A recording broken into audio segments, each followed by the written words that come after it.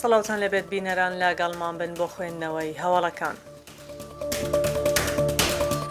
مەسرور بارزانی سەرۆکی حکوومەتی هەرێمی کوردستان پێشوازی لە سەرۆکۆماری عێراق کرد. ئەرکەکانی پلاسقات لە هەرێمی کوردستان و عێراق کۆتایی پێدێت. بە دوواداچوون بۆ ڕێکخستنەوەی ڕێگای گشتی دەروازەی چۆمان کرا.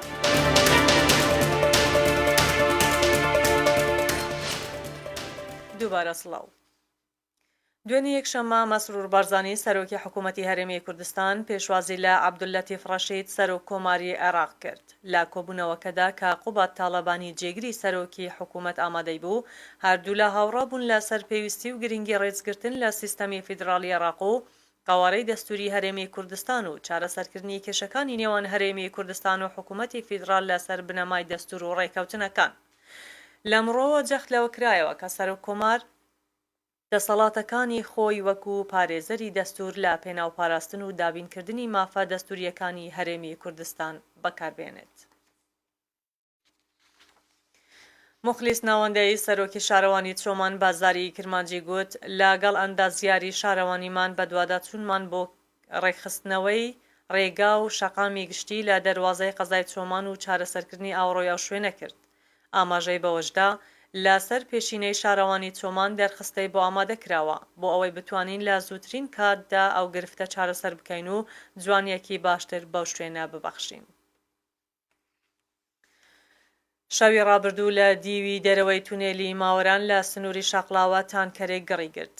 عەقید عەبدولقادر بەڕێوەبەری بەرگری شارستانی شەقلاوە بە زاری کرمانجی ڕاگەیاند ئاگادار کراینەوە کەوا تانکەرێک کە نەوتی ڕەشی تێدا بوو لە دەرەوەی تونێلی ماوەران گەڕی گرتووە. دوای گەشتنی تیمەکانمان بۆ شوێنی ڕووداوەکە توانرا ئاگرەکە کۆنتڕۆل بکرێت. باسی لەوەش کرد لەم ڕووداوە هیچ زیانی گیانی نەبووە، تەنیا زیانی مادی هەبووە. لە بەرسەلامەتی هەموو شۆکاران هەردوو سایدی تونێلەکە داخران بۆ ئەوەی هیچ ڕووداوێکی نەخوازرا و ڕوونەدات. سەرەڕایەوەی ئەمساڵ ڕێژەی بارانبارین زۆر بوو، بەڵام لە چەند ناوچەیەکی سنووری قەزای ڕۆندەس کولە زیانی لە گەرمی جوتیاران داوە. پەیام سەبری بەڕێوەبەری کشتوکاڵی ڕۆندەس بازاری کرمانجی ڕاگەیاند ئەمساڵ کولە بە تایبەتی زیانی لە جوتیارانی ناحیوەرتێ و کەڵێتە و گوندی سەرانداوە. دەشلێت لە پێناو ڕێگریکردن و کەمکردنەوەی زیانەکانی کولە، دەرمانی قەڵاچۆکردنی کولە لە جۆری فلاشمان دابەشی سەرجوتیارانی ناوچەکە کردووە و تا ئێستا 185 جوتیار سوودمەند بوونە، پرۆسەی دابەشکردنی دەرمانەکەش بەردەوامە. بەڕێوەبەری کشتوکاڵی ڕۆندەس هۆشداریش دەدات لەوەی دەرمانەکە زیانی بۆ مێش و یاخود مێش هەنگ و ماسی هەیە، بۆیە داوا لە جوتیاران دەکات ڕێنماییەکانی ئەوان جێبەجێ بکەن و ئەو شوێنانی ماسییان هەنگی لێ دەرمانەکە بەکار نەهێنرێت. گوتەبێژی حکوومەتی عێراقی ڕایگەیاند ئەنجومەنی ئاسایشی نێودەوڵەتی گەیشتن بەو ئەنجامەی کە عێراق پێویستی بە نێردەی نەتێگرتووەکان نەماوە و لە کۆتای ساڵی 2025 کارەکانی پلاسخارت کۆتایی پێدێت.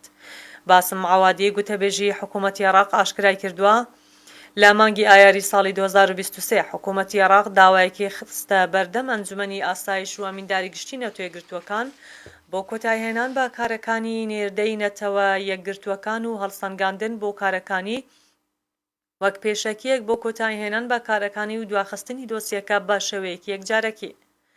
زیاتر ڕوونی کردەوە بە هۆی ئەوەی ئەو مەرجانەی کە 21 ساڵ لەمەوبەر ئەم ئەرکەی بۆ دامەزرا و لە دوای داواکاری حکوومەتی عێراق ئەنجومەنی ئاسایش لێژنەیەکی بۆ پێداچوونەوە و هەڵسەنگاندنی دۆخەکە پێکێنا و گەیشتن بەو ئەنجامەی کە عێراق پێویستی بە نێردەی نەتەوەیەکگرتووەکان نەماوە.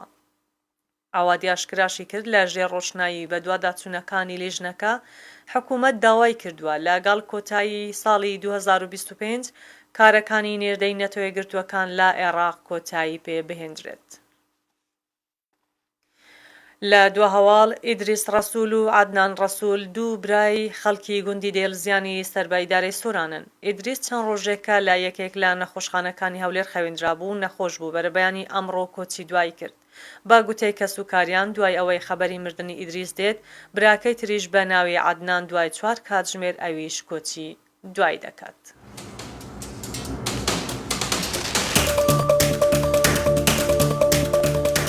لەگەڵ هاوکارانم هەواڵەکانی کاتژمێر 11مان پێشکەشکردن هەر شاد و سەرفراز بن.